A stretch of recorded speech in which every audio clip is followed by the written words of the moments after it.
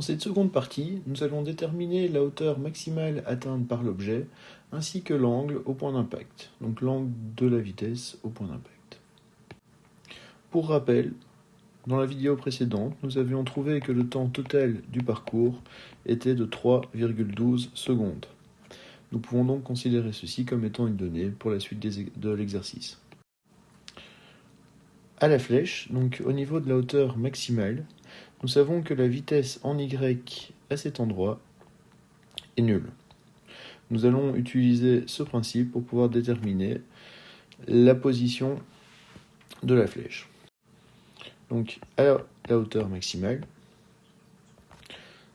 la composante Y est nulle. Et nous allons pouvoir utiliser ceci pour pouvoir déterminer le temps avant que l'objet atteigne la flèche. Donc, la composante y de la vitesse est égale à la composante y plus l'accélération en y fois le temps. La vitesse au niveau de la flèche en y est nulle. C'est égal à la vitesse initiale d'y, donc 10,5, plus l'accélération, donc toujours moins 10, fois le temps. Nous trouvons que le temps pour atteindre la flèche, donc le temps h max, est égal à 1,05 secondes. La position de la flèche peut être trouvée par la relation suivante. La position de l'objet par rapport à l'axe vertical est égale à la position initiale de l'objet sur cet axe, plus la vitesse initiale de l'objet en y, fois le temps, plus l'accélération y, fois delta t au carré, divisé par 2. Nous recherchons la position de l'objet par rapport à l'axe y. C'est égal à son point de départ sur cet axe, 16, plus la vitesse initiale de l'objet sur l'axe y, donc la composante y de la vitesse initiale, à savoir 10,5, fois le temps qu'il met pour atteindre la flèche, 1,05, plus moins 10, fois le temps 1,05 au carré, divisé par 2. Et nous trouvons comme position sur l'axe des Y 21,51 mètres, ce qui signifie que la flèche est 21,51 mètres au-dessus du niveau du sol. Au point d'impact, nous savons que la vitesse finale forme un angle par rapport à l'horizontale. Cette vitesse finale peut donc se décomposer en vitesse finale x et en vitesse finale y. Sur l'axe des x, l'objet est en MRU. Ça signifie que sa vitesse est constante. La vitesse finale en x est égale à la composante horizontale de la vitesse que nous avons déjà déterminée, équivaut 18,2 mètres par seconde. Nous allons maintenant déterminer la vitesse ou la composante verticale de la vitesse finale. Donc, nous savons que sur l'axe des y, l'objet est en MRU v. La vitesse d'un objet en MRU v est donnée par la relation suivante.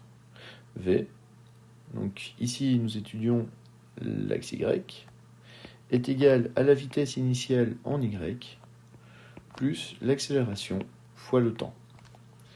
La vitesse que nous recherchons ici, c'est la vitesse finale en y, est égale à la vitesse initiale en y 10,5 mètres par seconde, plus l'accélération moins 10 fois le temps. Comme il s'agit de la vitesse finale, nous allons devoir prendre le temps total du parcours, donc 3,12 secondes. Et nous trouvons comme valeur pour la composante y de la vitesse finale moins 20,7 mètres par seconde. Ça signifie que par rapport au repère que nous avions choisi au départ, à savoir celui-ci, La vitesse, comme elle a une valeur négative, son sens s'oppose au repère et va vers le bas, ce qui en soi est logique puisque l'objet retombe. Avec la valeur de la composante y de la vitesse finale et la valeur de la composante x de notre vitesse finale, nous allons pouvoir déterminer la vitesse finale. Nous remarquons que la vitesse finale est l'hypoténuse de ce triangle rectangle. Donc, via le principe de Pythagore, nous pouvons déterminer la vitesse finale. La vitesse finale est égale à la racine carrée de v finale x au carré plus vitesse finale y au carré. Et nous trouvons comme valeur de vitesse finale 27,56 mètres par seconde. Pour déterminer la valeur de l'angle alpha, nous allons utiliser la trigonométrie. La composante y de la vitesse finale est le côté opposé à alpha. La composante x de la vitesse finale est le côté adjacent. Nous pouvons donc dire que la tangente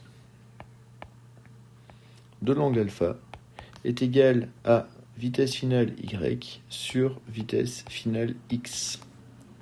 Comme nous recherchons alpha, l'arc tangente de la vitesse finale y, à savoir moins 20,7, sur la vitesse finale en x, à savoir 18,2, est égal à alpha, et nous trouvons moins 48,67 degrés.